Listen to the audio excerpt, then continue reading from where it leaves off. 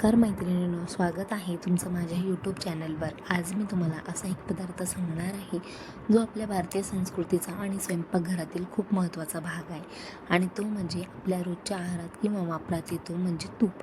पण मैत्रिणींनो, कोणताही पदार्थ चांगला आहे म्हणून कोणत्या गोष्टीचा अतिरेक करणे, आपल्या शरीराची गरज, आपली जीवनशैली आणि आहार यानुसार प्रत्येक गोष्ट योग्य प्रमाणात घेणं महत्त्वाचे असते. तर तेच मी तुम्हाला आज या व्हिडिओमध्ये सविस्तर सांगणार आहे. त्यासाठी हा व्हिडिओ तुम्ही शेवटपर्यंत नक्की पहा. मग तुम्हाला तूप कोणी खाल्लं पाहिजे, काळजी कोणी घेतली पाहिजे, हे सगळे मुद्दे मी तुम्हाला सांगणार आहे. सगळ्यात पहिले तर बघून घ्या की तूप म्हणजे काय.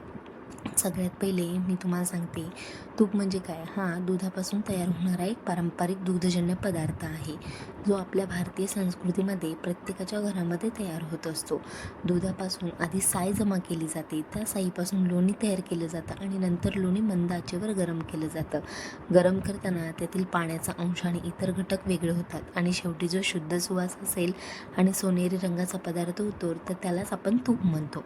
मग तुपामध्ये कोणते पोषक घटक असतात, तर तूप हा दुधापासून तयार होणारा पदार्थ असल्यामुळे त्यामध्ये मुख्यतः चरबी म्हणजेच फॅट्स असतात. ते शरीराला ऊर्जा देण्याचं काम करतात. यामध्ये vitamin A, vitamin D, vitamin E आणि व्हिटॅमिन के यांचा समावेश होतो. त्याचप्रमाणे तुपामध्ये सॅच्युरेटेड फॅट्सचे प्रमाण जास्त असल्यामुळे तूप खाताना आपल्याला योग्य प्रमाण लक्षात ठेवणं गरजेचं असतं. आता हे सकाळी तूप घेण्याचे फायदे काय असतात. आपल्या शरीराला दिवसाची सुरुवात करण्यासाठी ऊर्जा आणि योग्य पोषणाची तर गरज असतेच, बरोबर ना. मग सकाळी थोड्या प्रमाणात जर तुम्ही तूप घेतलं तर काही लोकांना पोट भरल्यासारखं वाटतं. मात्र हे प्रत्येकाच्या शरीरावर अवलंबून असतं. तुपामध्ये असलेले फॅट शरीराला ऊर्जा देण्याचं काम करतात. काही लोक सकाळी कोमट पाण्यासोबत किंवा जेवणात तूप घेतात. यामुळे शरीराला तुपातील पोषक घटक तर मिळतात, पण फक्त तुपाचा वापर केल्याने सर्व समस्या दूर होतील असं नाही. मग तुम्ही तुपासोबत फळे, भाज्या, डाळी असा संपूर्ण आहार घ्यावा. त्यामुळे आपल्या शरीराची स्थिती लक्षात घेऊनच तुपाचा वापर योग्य प्रमाणात करावा. आता मुलांच्या आहारात तूप. मुलांच्या वाढीसाठी काळात त्यांचा आहार हा रोज विविध प्रकारचा असणं खूप गरजेचा असतो. तूप हे उष्मांक म्हणजेच कॅलरीज देणारा एक पदार्थ आहे. कमी प्रमाणात खाणाऱ्या किंवा खूप खेळणाऱ्या मुलांच्या आहारात तुपाचा समावेश करणं खूप गरजेचं असतं.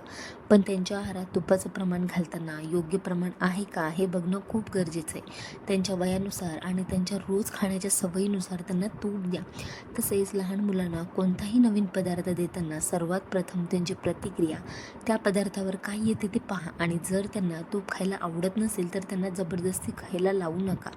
मग मोठ्या व्यक्तींनी तूप कसं घ्यायचं, तर वय वाढल्यानंतर शरीराची गरज, कामाची पद्धत आणि आहाराच्या सवयी बदलतात. मग मोठ्या व्यक्तींनी आपल्या रोजच्या आहारामध्ये गरजेनुसार तुपाचा वापर करायला सुरुवात करावी, जसे की पोळी, डाळ, खिचडी, वरण भात किंवा इतर पदार्थांसोबत. मग त्यामुळे ज्यांना काही आरोग्याशी संबंधित समस्या आहेत त्यांनी आपल्या डॉक्टरांशी किंवा तज्ज्ञांचा सल्ला घेऊनच नवीन पदार्थ खायची सुरुवात करावी. आता सगळ्यात महत्त्वाचं की तूप किती प्रमाणात घ्यायचं. जसं की तुम्ही आतापर्यंत मुद्दे पाहिले, पण त्यामध्ये तुपाचे खूप चांगले गुणधर्म आपण पाहिलेत. पण कोणताही पदार्थ योग्य प्रमाणात घेतला तरच आपला आहार संतुलित राहू शकतो.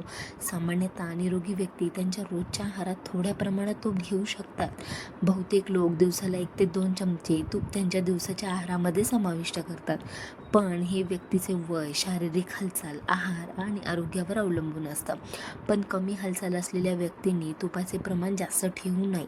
मी तुम्हाला अजून एक सांगेन की तूप घेताना तुम्ही तुमच्या आहारातून दिवसभरामध्ये किती फॅट घेतला आहे शरीरात त्याचा सुद्धा विचार करावा. जास्त तूप खाल्ल्याने काय काळजी घ्यावी. जर तुम्ही रोजच्या आहारात तुपाचा वापर जास्त केला तर तुम्हाला पचनाशी संबंधित त्रास जाणवू शकतो, जसं की पोट जड वाटणे, अस्वस्थ वाटणे. त्यामुळे शरीराला किती प्रमाण योग्य आहे हे समजून घेणं तुमचं खूप जास्त महत्त्वाचं असतं. कारण आपल्या शरीराला जितकी ऊर्जा लागते ना त्यापेक्षा जास्त ऊर्जा जर तुम्ही घेतली तर त्याचा परिणाम तुमच्या शरीरावर वाईट होऊ शकतो. मैत्रिणींनो, मी तर आज तुम्हाला तुपाबद्दल संपूर्ण माहिती दिली आहे.